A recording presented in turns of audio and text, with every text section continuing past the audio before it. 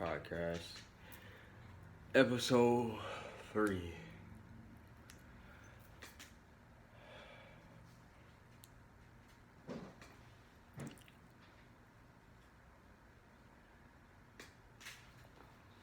Okay, CGT Podcast, episode 3. Today, we're going to be talking about something kind of relevant. I want to make sure all my episodes are relevant. So, we're going to be talking about something relevant to this guy right here. His name is Nostradamus, and he's known for prophecies and shit like that. And, to start this video, I'm going to start this video off with a good, message as a precursor. And, I always come with the resources and other videos and sources and stuff. So, I just want to make sure that at the end of this video, you come across some knowledge about what prophecies are, where they come from, who they originate from, and so on. Oh yeah, and when they are used. Oh yeah. So besides that, I'm gonna go ahead and pop it off with this. Close that out. I accept saying something about myself and my role in talking to you about philosophical matters. Hold on, I'm gonna have to switch it over right quick. Start it over one time. Because I wanted to be myself, I may take the liberty of beginning by saying something about myself and my role in talking to you about philosophical matters. Because I wanted to be understood perfectly clearly that I am not a guru. In other words, I talk about what we call these things, and that comprises a multitude of interests concerning Oriental philosophy, psychotherapy, religion, mysticism, etc. I talk about these things because I'm interested in them and because I enjoy talking about them. And every sensible person makes his living by doing what he enjoys doing. And that explains me. Now, in saying, therefore, that I am not a guru, that means also that I'm not trying to help you or improve you. I accept you as you are. I'm not out, therefore, to save the world. Of course, when a stream, a bubbling spring, flows out from the mountains, it's doing its thing. And if a thirsty traveler helps himself, well, that's fine. When a bird sings, it doesn't sing for the advancement of music. But if somebody stops to listen and is delighted, that's fine. And so I talk in the same spirit. I don't have a group of followers. I'm not trying to make disciples. Because I work on the principle of a physician rather than a clergyman. A physician is always trying to get rid of his patients and send them away healthy to stand on their own feet. Whereas a clergyman is trying to get them as members of a religious organization so that they will continue to pay their pledges, pay off the mortgage on an expensive building, and generally belong to the church, boost its membership, and thereby prove by sheer weight of numbers the veracity of its tenets. And my objective is really to get rid of you so that you won't need me or any other teacher. I'm afraid some of my colleagues would not approve of that attitude because it is widely believed and said that in order to advance in the spiritual life, whatever that is, it is essential that you have a guru, and that you accord to that guru perfect obedience. And so I'm often asked the question, is it really necessary to have a guru? I can answer that only by saying, yes, it is necessary if you think so. In the same spirit as it is said that anybody who goes to a psychiatrist ought to have his head examined. Of course, there is more in that saying than meets the ear. Because if you really are sincerely concerned with yourself and are in such confusion that you feel you have to go to a psychiatrist to talk over your state, then of course you need to go. Likewise, if you are in need of someone to tell you what to do to practice meditation or to attain a state of liberation, nirvana, moksha, or whatever it may be called, and you feel that necessity very strongly, then you must do it, because as the poet William Blake said, the fool who persists in his folly will become wise. However, I do want to point this out. What is the source of a guru's authority? He can tell you that he can speak from experience, that he has experienced states of consciousness which have made him profoundly blissful, or understanding, or compassionate, or whatever it may be. And you have his word for it. And you have the word of other people who likewise agree with him. But each one of them, and you in turn, agree with him out of your own opinion and by your own judgment. And so it is you that are the source of the teacher's authority. And that is true whether he speaks as an individual or whether he speaks as the representative of a tradition or a church. You may say that you take the Bible as your authority, or the Roman Catholic Church. And the Roman Catholic following very often says that the individual mystical experience is not to be trusted because of its liability to be interpreted in a whimsical and purely personal way, and that it has to be guarded against excesses by the substantial and objective traditions of the Church. But those traditions are held to be substantial and objective only because those who follow believe it to be so. They say so. And if you follow it, you say so. So the question comes back to you. Why do you believe? Why do you form this opinion? Upon what basis does all this rest? Well, of course, almost everybody is looking for help. Unless, when I was younger, so much younger than today, I never needed anybody's help in any way. But there is this feeling of a certain helplessness, That's how I feel. of being alone and somewhat confused in an unpredictable, wayward, external world of happenings.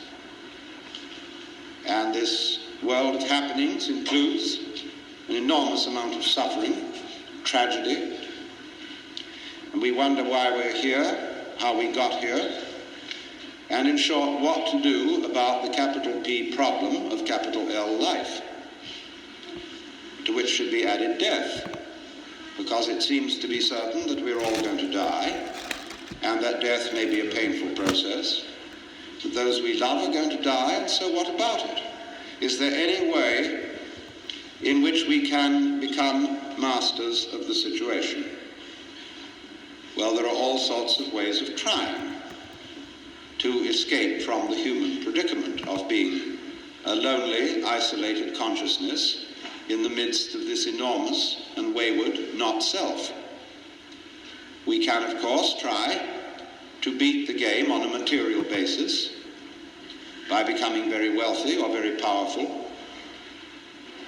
We may resort to all kinds of technology to get rid of our sufferings, hunger, pain, sickness, and so forth. But it will be noticed that as we succeed in these enterprises, we're not satisfied. In other words, if you feel at this moment that an increase in income would solve your problems, and you got an increase in income, this would give you a pleasant feeling for a few weeks. But then, as you well know, if that's ever happened to you, the feeling wears off. And you may stop worrying about paying your debts and start worrying about whether you will get sick. There is always something to worry about. And if you're very rich indeed, you've still got the anxiety about sickness and death, and also anxieties about revolution, and about whether the Internal Revenue Service will take it all away from you, or catch you for cheating on your taxes, or put you in prison for no good reason. Now, there is always this worry. I may take the liberty of beginning by saying something about myself. Okay, so that was the first little resource that I'm gonna drop to you. The reason I played that is because I can relate to that strongly. Like, I can relate to the standpoint where he comes from because of the fact that, you know, I always say that I'm a physician. I come from the standpoint of a physician too, metaphorically. But to get into this subject of, you know, prophecies and predictions and pandemics and stuff like that, I'm gonna break down like a simple cycle of like, it's something called a tragic hero cycle. I'm gonna pull it up right quick. It's a good way for you to get to understand.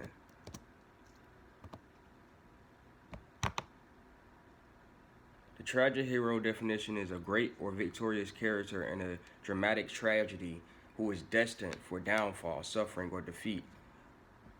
Oedipus is an example of a tragic hero. Now, the reason why tragic heroes are so popular is because it has a certain, hold on, let's see. It has a certain rhythm that goes to it, and it can go on forever, honestly. Like, they may tell you that, you know, like, for example, like, a lot of the movies we watch nowadays with superheroes, it'll start out with this man being, like, in a dramatic situation where it's life or death in the first movie, and this nigga almost died. Some magic type stuff happens. He overcomes it, learns something, and then, you feel me, somehow the only threat in the world wasn't the only threat in the world. Then there comes another threat where the guy from the first movie comes back stronger or something like that, like in a fighting movie or something like that. So with that being said, you have to understand the point of all this is because it's basically desensitizing your brain to false stories and false ideologies and false rhythms of understanding the reality that we live in, basically. So the epic journey of the epic journey of a tragic hero is he's called to an adventure. A supernatural aid comes along and helps him start this adventure, right?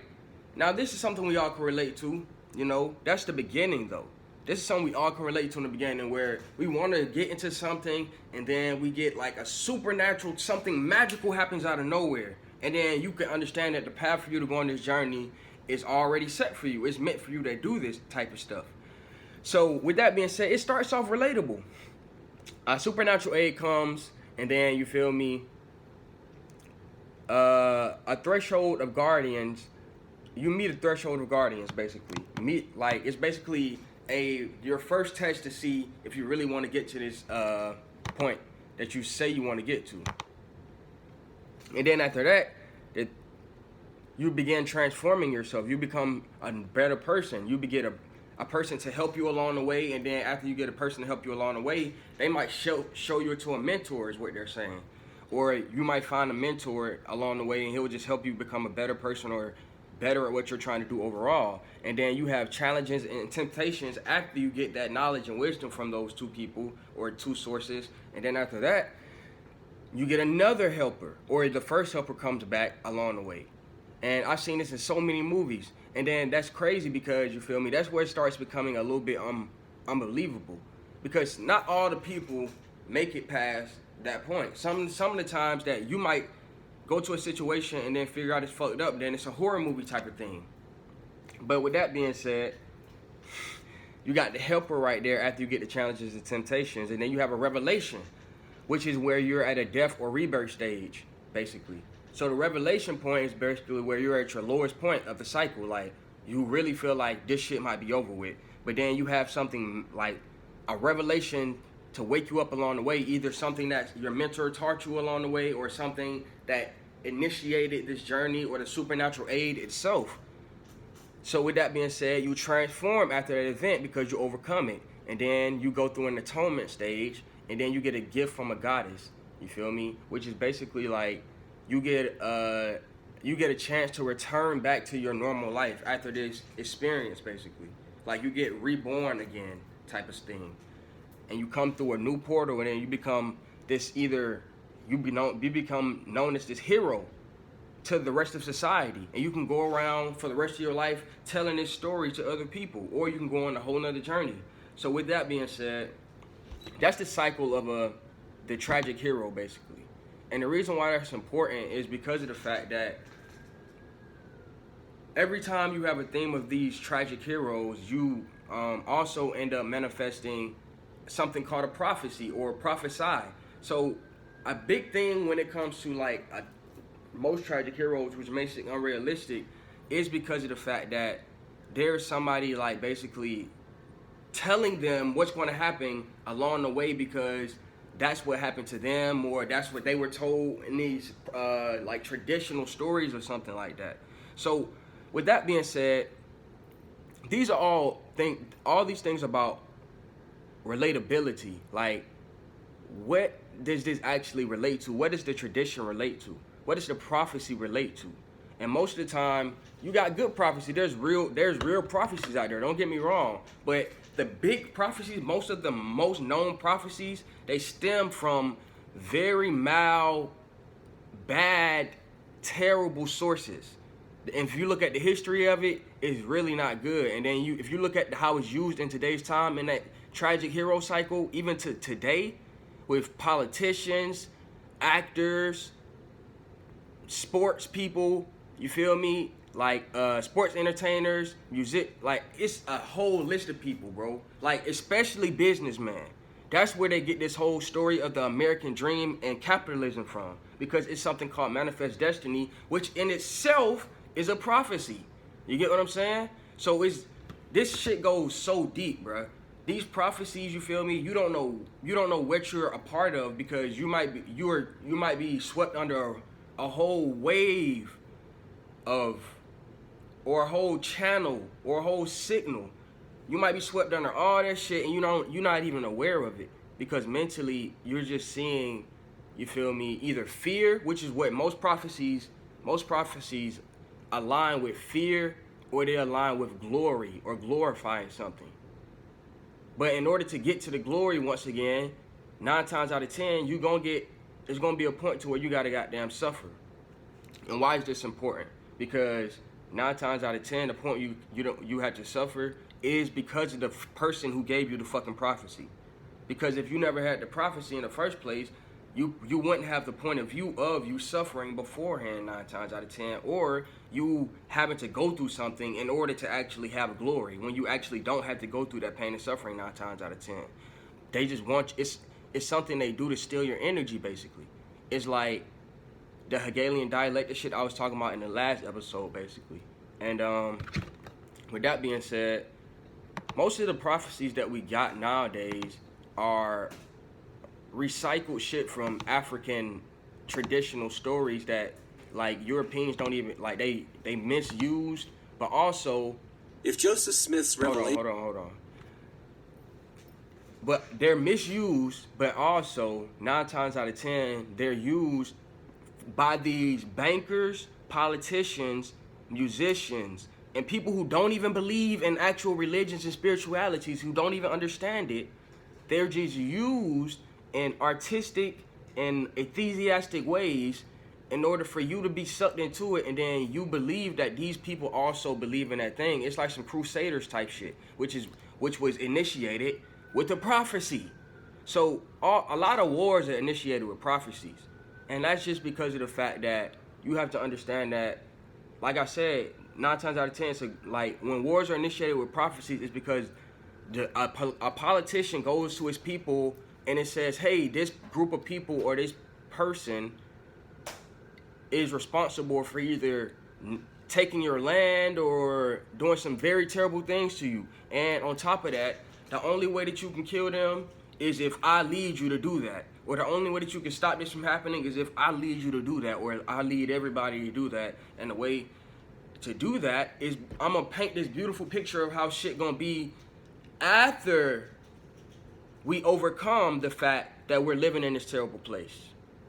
Now, why is that important? Because most of the time you only go on a tragic hero journey because you're not satisfied with the point of, like, with the place in life that you're in right now. And you don't feel like either working for it, you don't feel like, you feel me, maintaining some type of discipline. You don't feel like escaping and getting over and restarting somewhere new. Those 3 options are not available to you. So you just want to goddamn have somebody paint a picture to you of some shit, and then, you feel me, 1, 2, 3, and then in the middle you're gonna goddamn, you might get shot or you might die in the middle, but then if you don't, then you'll be a hero. You'll be a war veteran, and we'll pay you all this money for the rest of your life, right? And then after that, you'll be a hero. You went over there and you stopped bad people. And the only reason you did that was because of the fact that in a book, your book, it says that you're supposed to have something, and then in their book it says they're supposed to have something in their prophecy. And then we're living in the same reality. Somehow, y'all motherfuckers living in 2 different realities, but everybody is actually living in one reality though. Your mind is your mind, don't get me wrong. But that shit can really, if you detach your mind from the actual source, then it's kind of like, nigga, you gonna need a prophecy. You gonna need a prophecy to get your ass out of that mind state. Cause the Garden of Eden, nigga, all that shit is outside, nigga. All that shit is outside. Right now. But we balance that shit out because we don't want to be outside all the time, nigga. Sometimes we want to be inside, but sometimes niggas is demons that capitalize off that opportunity. Hey, motherfuckers don't want to be outside all the time. I know we need to be connected to the source, but we also need to be able to, you feel me, tone our minds and heal, and, you feel me, be able to build things outside of the source to actually help the source grow. But motherfuckers capitalize off of that, and then they reversed it. And that's why I'm about to goddamn start going into what the Bible actually is and all that other stuff. So a prophecy, so a lot of people confuse, Google told me this, I don't really know if this shit true, they talking about tip. Prophesy, I mean, is sometimes confused with prophecy. So prophesy is to say that a specified thing will happen in the future. But prophecy is a prediction, or the faulty function or practice of prophesying. So basically, a prophecy is a false prophesy or something like that. Basically, it's wrong, and most things are prophecies. I mean, most things are prophecies. It's not somebody prophesying that shit, I guess what Google is saying. Google is evil. But anyway, that's the definition of a prophet, those things. And the reason I said that is because I want to show you a video. Or I want to let you see or listen to a video.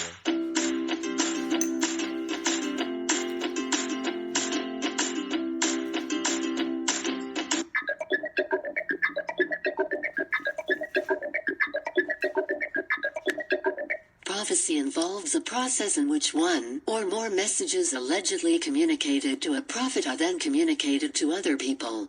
Such messages typically involve inspiration, interpretation, or revelation of events to come. Compare divine knowledge. The Hebrew term for prophet navi literally means spokesperson. He also speaks to God on behalf of the people. Prophecy is not accessible to the scientific method, therefore it is no object of science.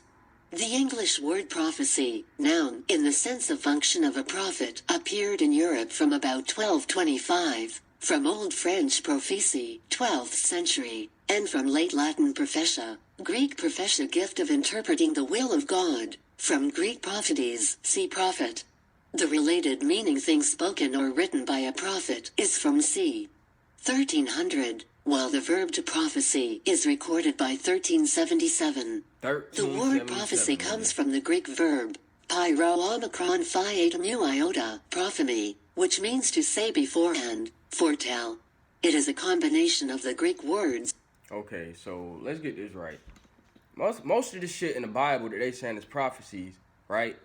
They didn't even have a word for that shit in fucking... They didn't even have a word for that shit in Europe yet until the fucking 12th century. So, half of the shit in the Bible, of course, it was written in Africa anyway, where they had words for stuff like that, like psychics and, you feel me, telling the future and inspiration. Because that's all prophecy. We need to... Basically, I want to say this too. We need to replace prophecies and shit like that with just inspiration. A detached inspiration too.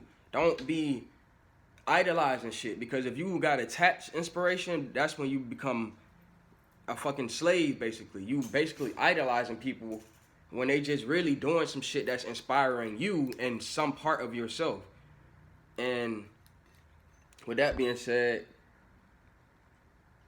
a lot of this stuff in the Bible is very inspirational. I'm pretty sure it's stories, you feel me? We got brilliant minds, bro. We can write infinite goddamn we can write infinite realities. But there's only one real reality though, sadly. That's beautiful in my opinion, but a lot of people might think that's bad. I feel like it's good. If you want to goddamn create your own reality, all you gotta do is go on yourself and go on your mind, goddamn create that shit, and then eventually, if the source wants to support that shit naturally, then it will. But if you don't want to get natural support to it from the source, I want you to know the truth, bro. You can force that shit upon the source. It's not good for you to do that shit, but you can force it upon the source, and you're going to get backlash from it. But you can curve the backlash if you goddamn do some dark magic like this shit right here. Like this prophecy shit. Pyro omicron and phi eta mu iota.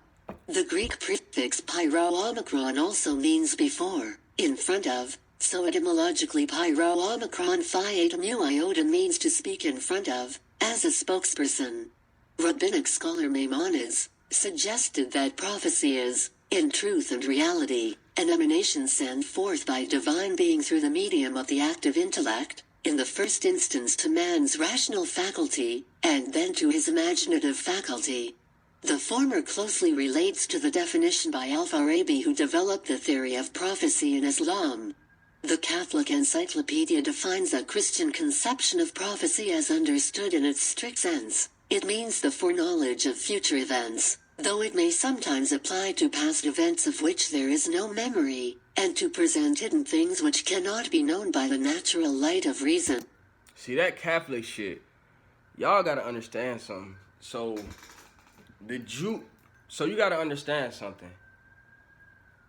Like, Israelites and Jews and shit like that, those people are historic, you feel me? They got some real ancient shit going on in their traditions. But it's tainted as fuck, because that shit shouldn't even be alive no more, honestly. It's so tainted.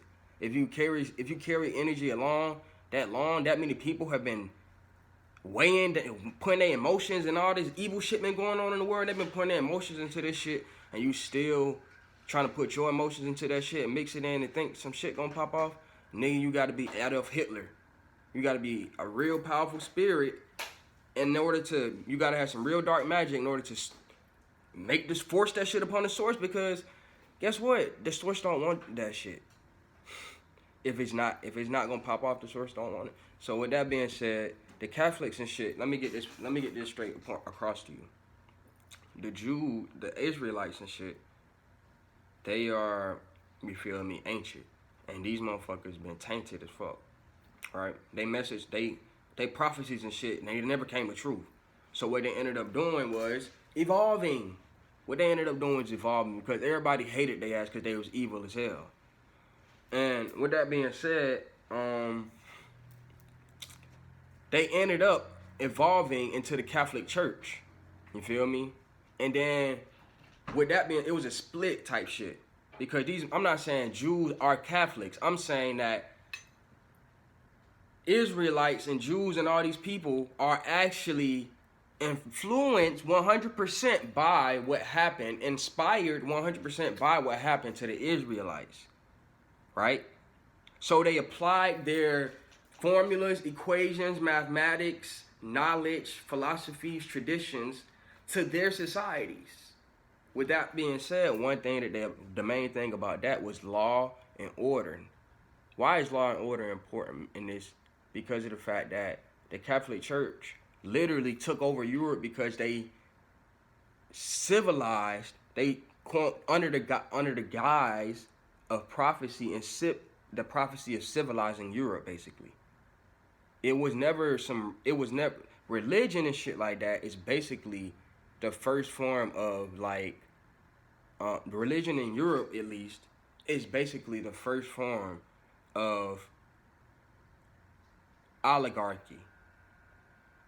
It's the first form of people getting other people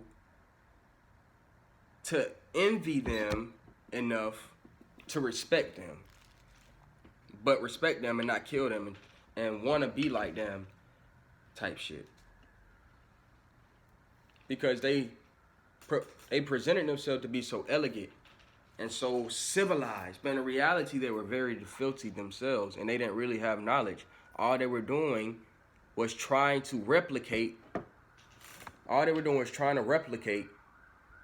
the traditions and knowledge and equations and formulas of the fucking Israelites and Jews. With that being said, the Jews and the Israelites don't fuck with each other. I mean, the Jews, Israelites, and shit like that, they don't really even fuck with each other in themselves. So they split off and made Catholic shit. And then when they goddamn wore that shit out, because of the fact that all the shit that they had going on in Europe was fucking disgusting, they started creating Christian shit. And then Christianity was eventually weighed down and made filth because all the prophecy in there never came to truth. It was never gonna come to truth, in all honesty, because all the shit in Christianity was just people who were taking metaphors and try to make it. They were basically personifying shit and personifying nature and making it seem like these things are going to happen in reality. But in reality, the only way these things happen in reality is through you. And they're not supposed to happen in reality because it's unnatural. Half of the shit is unnatural. And all the rules and shit inside of the Bible was put there because rules are meant to be broken. And once the rules are broken, that's when the prophecy is fucking initiated. Because the prophecy is for the rule to be broken and for your ass to be prepared for the rule to be broken. And that's why you following the laws and shit. That's why you following the laws. That's why you obey your politicians.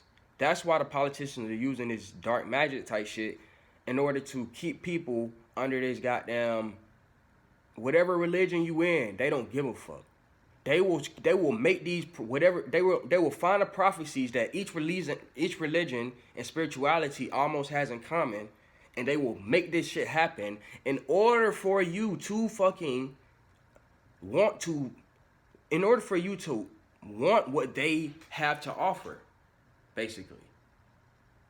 In order for you to want what they have to offer, which is, according to Western esotericist Rosemary Guiley, clairvoyance has been used as an adjunct to divination, prophecy, and magic.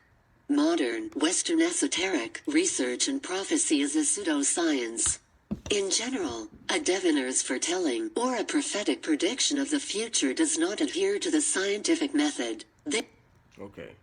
So, with that being said, prophecy. So I want to present to y'all an article now because this shit about to go. I already think I got my point across, basically. But I just want to make sure that you actually understand. I think I got across the. Did I get across the what? I got across the what, and I'm about to get across some other stuff now. Before fake news came false prophecy, right? From medieval Britain to the present, fantastic speaking to readers' darkest fears have proven capable of altering reality. This is The Atlantic. The revelation that fake news deceived voters in the lead up of 2016 presidential election generated real outrage in the aftermath of Donald Trump's electoral victory. The top fake news story garnered more clicks than the real news stories on Facebook in the final 3 months of the campaign season. We're in the final 3 months right now.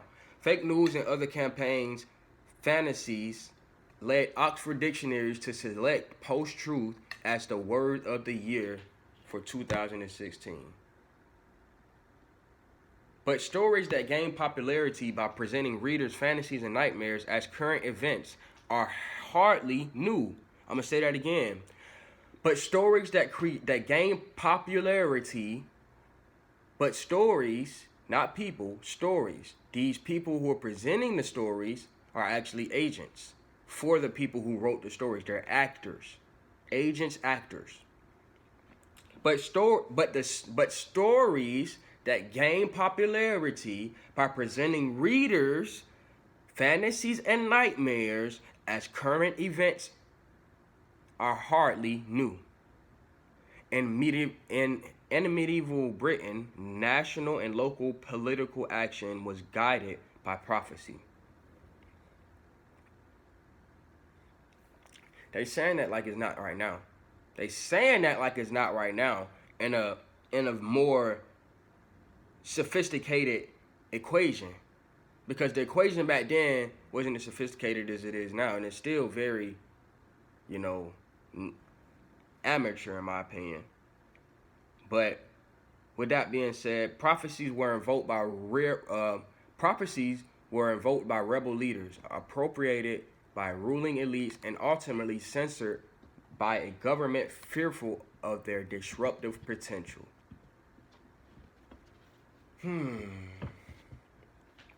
Prophecy's effectiveness in shaping medieval politics offer a rejoinder to those who suggest that fake news and other political falsehoods can be ignored or laughed off.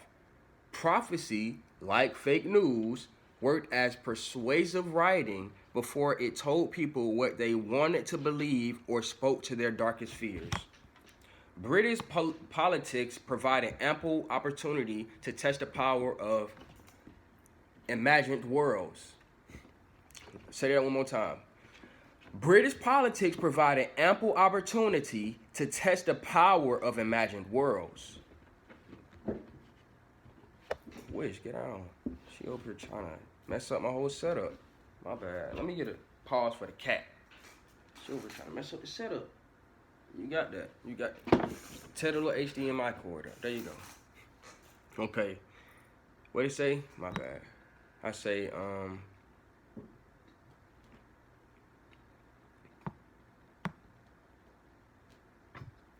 prophecy's effectiveness in shaping political. Oh yeah, I said British politics provided ample opportunity to test the power of imagined worlds. When Owen Winder, Edmund Mortimer, and Henry Percy plotted against Henry V at the turn of the 15th century, they used the popular prophecy of the Six Kings to justify their actions.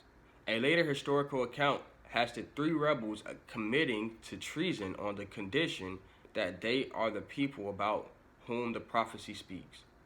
The fantasy that Gwynder, Mortimer, and Percy were prophesied saviors. The fantasy that, let me say that again, the fantasy that Gwynder, Mortimer, and Percy were prophesied saviors, a fantasy that they themselves may have believed had the real effect of attracting popular support for their instruction.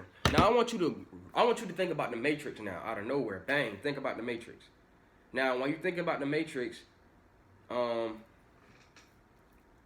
think about how Neo was pulled out of the Matrix, and then he was pulled back into the Matrix to go talk to a fucking oracle. And then this oracle was fucking basically saying, hey, if you don't know you're not the one, then you're not the one type shit. So, and then she gonna go back on her shit and say, I knew you was the one, I was just testing you, and now I see that you the one. And then she started fucking guiding this nigga type shit. But at the end of the fucking Matrix series, you figured out that the oracle is a part of the Matrix too. And so is fucking Neo. That shit was all planned out by the fucking Matrix. So with that being said, Neo actually believed that he was the one. The oracle only could believe that somebody was the one if they believed they was the one themselves. First of all, you had to know that the one existed, which that eliminates 80% of the fucking popularity. And then you have to know what the one is, which eliminates a little bit more. And then you had to actually know that you are it. Which the oracle, if you come to an oracle and you ask the oracle, are you the one? And then you fucking don't know that you the one, basically, or you're not basically telling the oracle you the one, then you're not the one. And that's because of the fact that that's how the prophecy goes. That's just a testament for you to, that's just a testament for them to, for the person who made the prophecy or created the image in the future or in the past of what's going to happen in the future. That's just the imagery and the dark magic that they used in order to evoke that energy inside of you to be that actor for that event to happen. And then the people who are also on the wave of that prophecy will see that and then start reacting and acting in the way that, in the roles that the prophet or the story creator wrote for them to do. With that being said, prophecy also played a key role when the Wars of the Roses broke out between the houses of the York and the Lancaster in the 1450s. The Yorkists used the prophecies of Merlin to support Edward V's claim to the throne. The Lancastrians interpreted the same prophecies to mean that their candidate, Henry V, deserved the crown. One Yorkist manuscript, a sumptuous scrolls now in Oxford's Bodleian Library, features a circular array of insulting names for Henry V. The names in English and Latin include usurper, the fool, squanderer, as well as white dragon. Nah, I understand why they call that nigga a white dragon. A white dragon weak as fuck. You gotta have some type of goddamn fire, melanin. You gotta have some type of, you feel me? You gotta have some type of goddamn magic in that shit or something. If you're a dragon, right? I don't know. A symbol for the Saxons also, a symbol for the Saxons always the antagonist in British prophecy. The Yorkish scroll was not meant to win hearts and minds. It was meant to stroke partisan rage. Prophecies were highly imaginative texts. Heraldry, dragons, double crosses. The genre offered an intoxicating blend of fantasy and realism. One Yorkist prophecy in articulative verse found in two Bodleian manuscripts takes the form of an imagined interview between the English member of the Parliament and God. The MP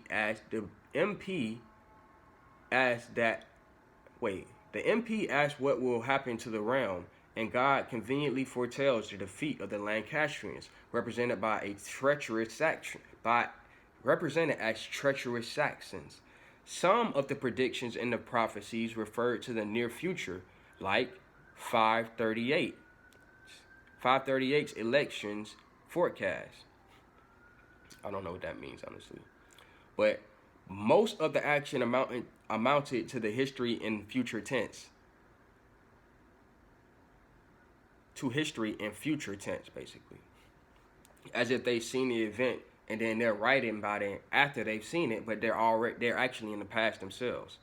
So with that being said, this was the writing that wins consent for hostile takeover, writing that justifies political violence, writing that kills. By identifying, wait. Prophecy wasn't just an early form of infotainment,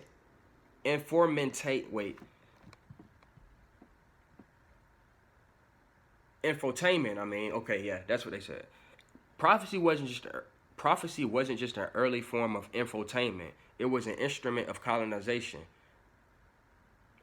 Some of the earliest recorded prophecies in Britain appear in the 12th century in a Latin historical narrative written by Welsh cleric named Geoffrey. I don't know how to say that nigga name, but prophetic style quickly spread from Latin and to Welsh to English. From Latin and Welsh to English, and from the margins to the centers of British political power. By identifying as Britons rather than Saxons, English elites used prophecy to legitimize their rule over the Irish and the Welsh and their aggressions against the Scottish. So we talking about this, bruh. The Saxons, look, bruh. I see why the York right and the Scottish right don't be fuck with each other sometimes. The English projected themselves as spiritual victims of the imperialism of their own ancestors. The Anglo-Saxons, another Yorkish stroll held by the British Library, ends with an English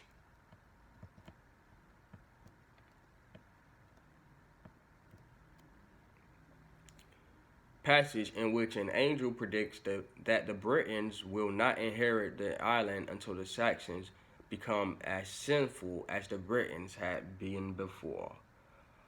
The passage aims to galvanize the political will of the English readers, not to elicit sympathy for real Celtic people.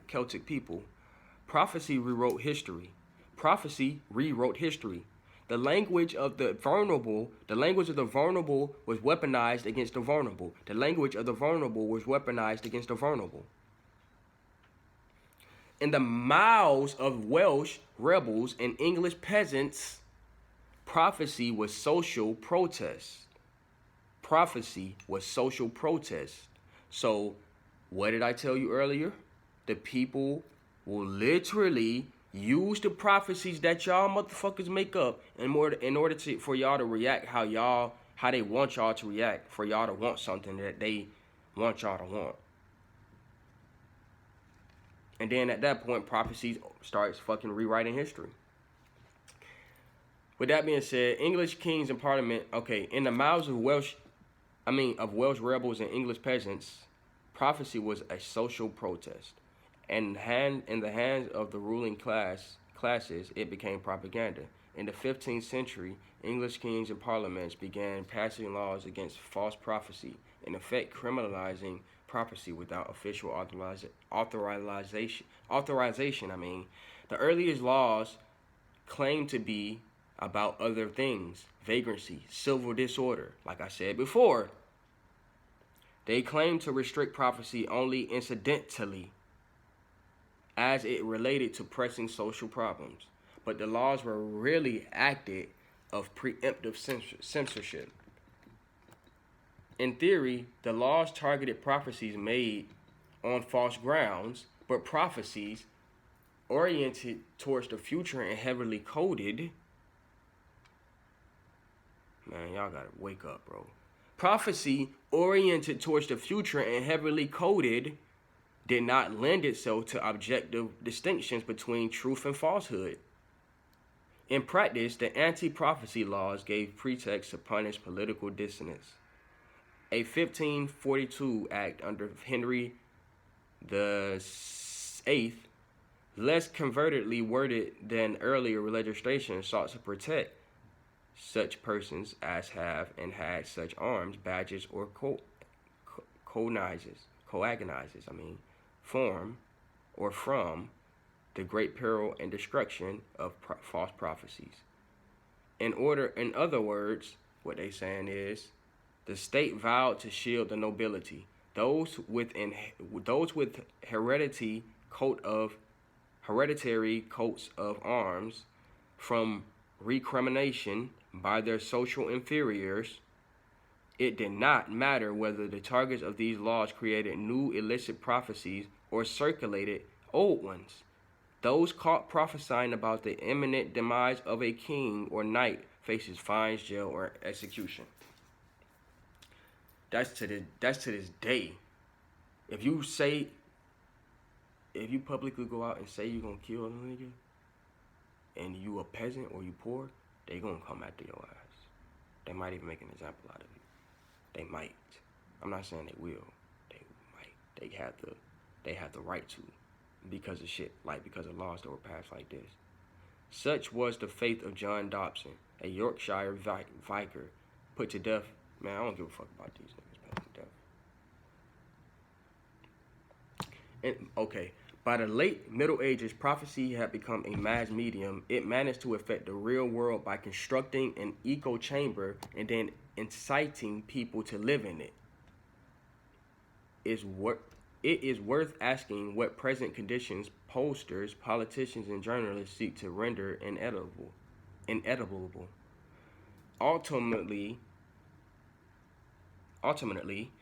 medieval prophecy demonstrates the enduring power of a fantasy to change reality itself. Prophecy didn't describe the world as it was, but as it was to be, or as it might become. The fantasy was more powerful than any lived reality. People killed and died for fantasies. People didn't act politically because of what they had lost, but because of what, in their most potent fantasy, they feared losing. Now, I can really end the podcast right there, and I'm about to end it soon, but I want to end it off with one more video. Then I'm going to go take care of some business. I had a whole list of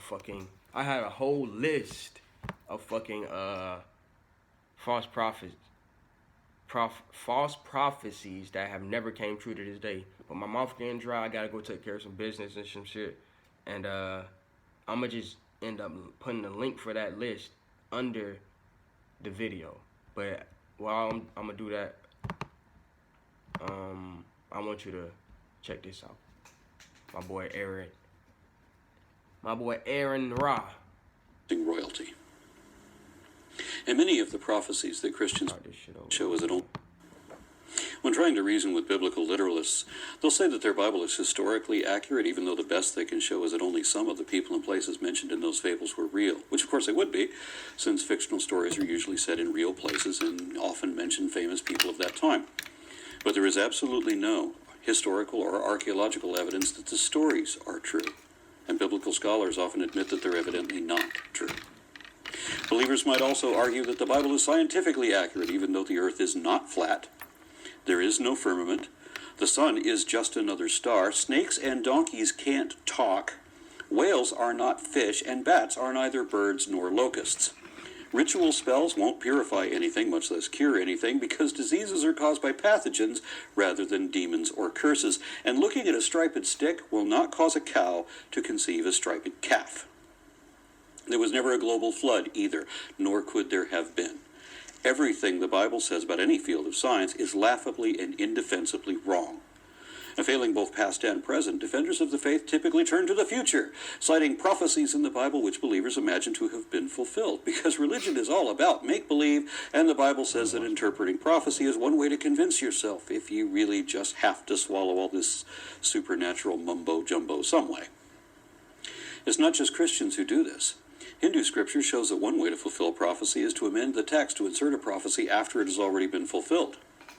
In similar fashion, the authors of Jesus' early biography in the Gospels have him traveling around as a baby, apparently to artificially contrive fulfillment of a handful of different prophecies, that he would be a Nazarene, but at the same time also from Bethlehem, and yet still somehow come out of Egypt. Even though that last prophecy was obviously talking about the people of Israel personified as a person in a tale that was supposed to be from centuries earlier. Likewise, Isaiah 53 is again talking about Israel personified and not Jesus. And Christians interpret this chapter as the Jews explaining why they rejected Jesus centuries before they ever heard of him, and how they would eventually atone for their current faith by coming to believe in Christ at some point in their future. Seriously? But of course, Isaiah was not talking about why he didn't contradict himself and other Hebrew prophets. From the mainstream Jewish perspective, Jesus doesn't qualify as Messiah because he failed to do any of the things the Messiah was prophesied to do. So he didn't fulfill Old Testament prophecies at all. Isaiah 52 clarifies that 53 is talking about Israel, not Jesus. 52 was hopeful for Israel, and 53 described their eventual redemption, though obviously not through Christ. And while 53 has a few notable parallels with the Jesus story, that doesn't matter. It'd be like saying that the original story of Sargon's childhood prophesied that of Moses being so similar, or that the story of Moses' childhood prophesied Jesus for the same reason. The similarities don't make a prophecy. There are also important distinctions, like Jesus was never crushed, and he never shut up kings because he was never recognized by kings, and he never had any descendants. The word seed is consistently used in the Bible to describe offspring rather than unrelated followers of a precedent. So when Isaiah mentions seed, it refers to the Jewish children of Israel, not Jesus' followers. And Jesus was never a mere servant of God like Israel was, so he was never beaten and afflicted by God like Israel was. His life wasn't prolonged either, obviously, nor did he share spoils with his peers because he didn't have peers, and he wasn't a conqueror with spoils to share like Israel was. So this chapter is not talking about Jesus. Most of it is in past tense, so it can't be a prophecy of any kind, which is why none of it is messianic according to Jewish sources. Isaiah never mentions resurrection either, which would have been the whole point of the story if it was about Jesus. So this chapter is obviously about Israel, just like it says, and can't really secretly be a prophecy about Christ. Isaiah 9 isn't a prophecy either. It's a 7th century coronation hymn in which any new king would bring hope for better or more peaceful times, and any king of Jerusalem would be the might of God, as it is sometimes translated, or his messenger, as it is in the Septuagint.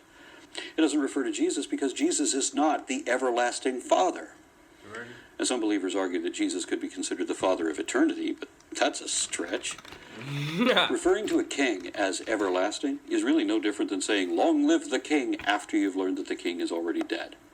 This is just your traditional reference of reverence recognizing royalty. The horizon leans forward, offering you space. So most of that stuff never happened. And most of that stuff was prophesied to happen by people who were basically in a fucked up situation, and they just needed some inspiration at that time. And they wasn't even trying to create a religion themselves, and neither did they even intend to even fucking do half of the shit that motherfuckers who believes in this Israelite shit, Hebrew shit, Jew shit, all that shit is fucking, you feel me, just traditional stories that are being misinterpreted. Honestly, bro. Now, the way of lifestyle that you have, that's one thing. That's one thing. The way of life and the morality and all that stuff that you have is one thing. But if you need a prophecy or a higher source to help you get through that, or to help you get to that, then that's one thing also itself. That's something separate. You feel me? And you got to separate that shit, and you got to realize, hey, like, the shit that's inspiring me to become a better person, and the shit that's actually creating the vision for me is me. It's never going to be somebody else. And that's why every time you need a religion or a spiritual teacher or a guru or somebody to tell you what to do, and they're not basically giving you any type of source or anything like that, they're just saying, hey, trust me, non-stop, and they're not giving you no type of evidence. And at the end of the day, they want you to ride for them and then crusade for them and shit like that. If certain events pop off, that's just like That's just like a law. That's a spiritual law. That's just like the government saying, hey, if this shit right here pop off, then you're going to have to serve this type of time or you're going to get this type of sentence. And the sentence is just a fucking spell. They literally write down, a nigga somewhere is writing down the punishment for an event happening on some type of land, which is a prophecy because they know that shit gonna fucking happen. And then guess what's gonna happen? You, as the person who's playing a role for that prophecy, you're supposed to go and arrest them, and then you'll be the hero. You're supposed to go kill them, and then you'll be the hero among your people. And you feel me? There's a duality to that, because you got the way that's being used in the psychotic way, and then you got the way that's being used in the emotional, heartfelt, actual, like, justified anger way. And the natural way in which you go fuck with an animal's child, or you go fuck with an animal's home, then they're going to try to defend that shit as much as they can without putting their life on the line, or even putting their fucking life on the line for their children.